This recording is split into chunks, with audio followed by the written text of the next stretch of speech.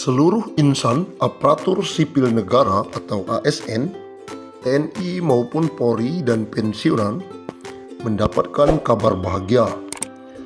Pemerintah memastikan akan memberikan insentif tambahan.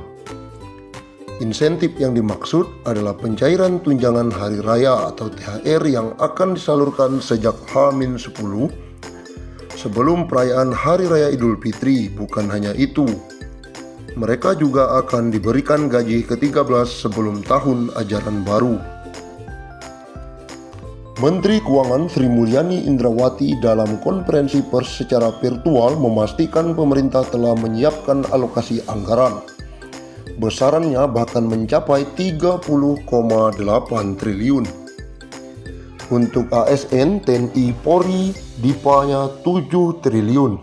Untuk ASN daerah dan P3K dialokasikan sebesar 14,8 triliun. Dan untuk para pensiunan dialokasikan anggaran THR sebesar 9 triliun, kata Sri Mulyani akhir pekan lalu.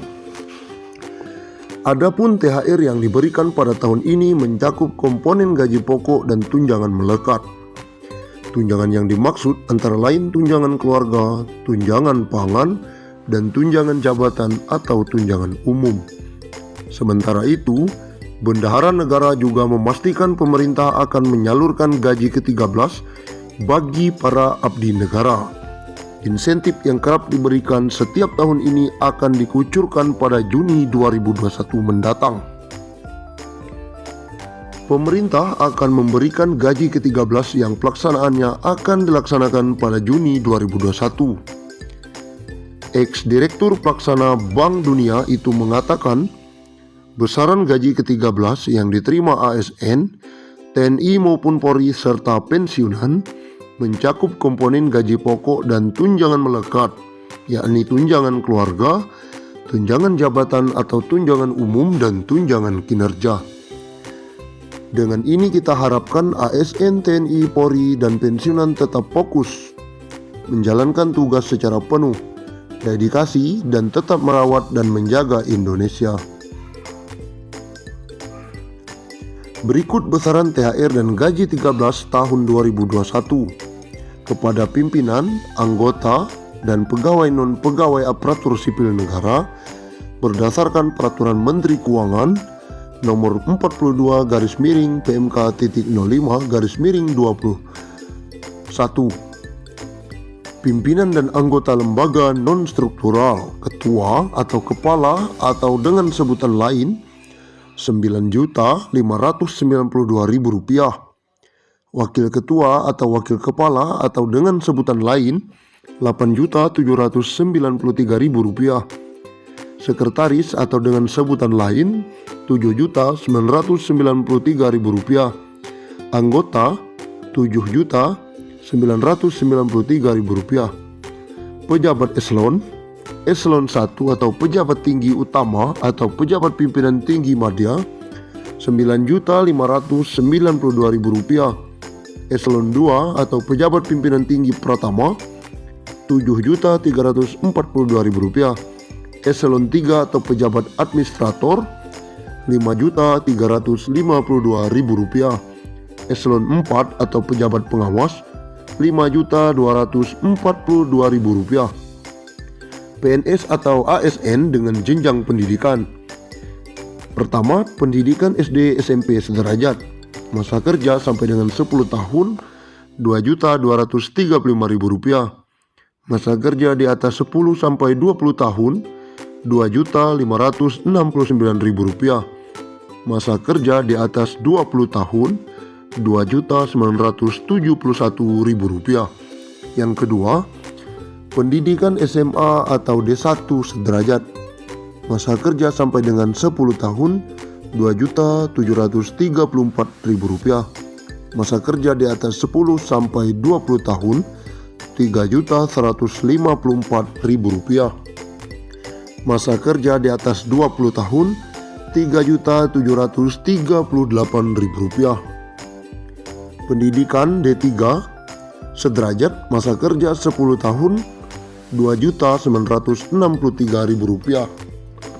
Masa kerja di atas 10 sampai 20 tahun Rp3.411.000. Masa kerja di atas 20 tahun Rp4.046.000. Yang keempat, pendidikan S1 atau D4 sederajat.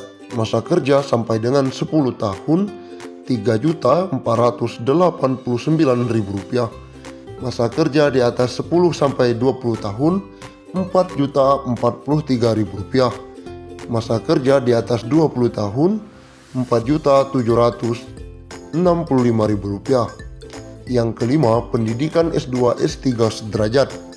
Masa kerja sampai dengan 10 tahun Rp3.713.000. Masa kerja di atas 10 sampai 20 tahun Rp4.306.000. Masa kerja di atas 20 tahun Rp5.110.000.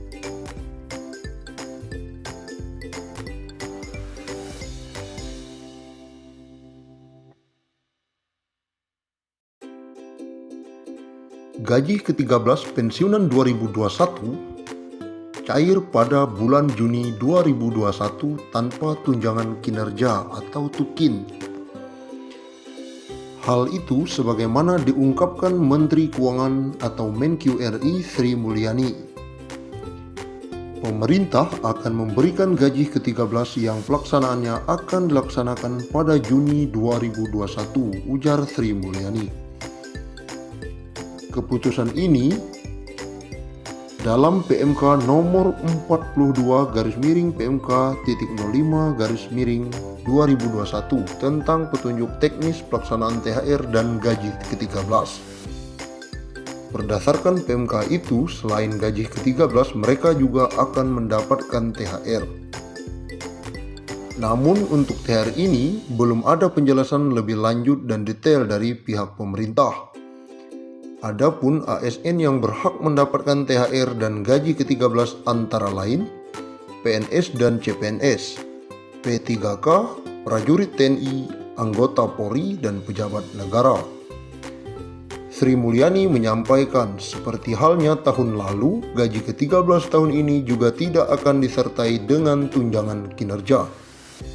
Meski begitu, Sri Mulyani berharap penghapusan komponen tunjangan kinerja ini tidak mempengaruhi fokus PNS, TNI, dan Polri dalam melaksanakan tugas dan menjaga Indonesia. Lantas, berapa besaran tunjangan kinerja yang tak dimasukkan dalam gaji ke-13? Berdasarkan Peraturan Kepala Badan Kepegawaian Negara Nomor 20 Tahun 2011 tentang pedoman perhitungan tunjangan kinerja pegawai negeri sipil dijelaskan, penghitungan tunjangan kinerja PNS ditetapkan berdasarkan hasil evaluasi jabatan dengan menerapkan prinsip-prinsip adil, objektif, transparan, dan konsisten. Penghitungan kinerja perlu didasarkan pada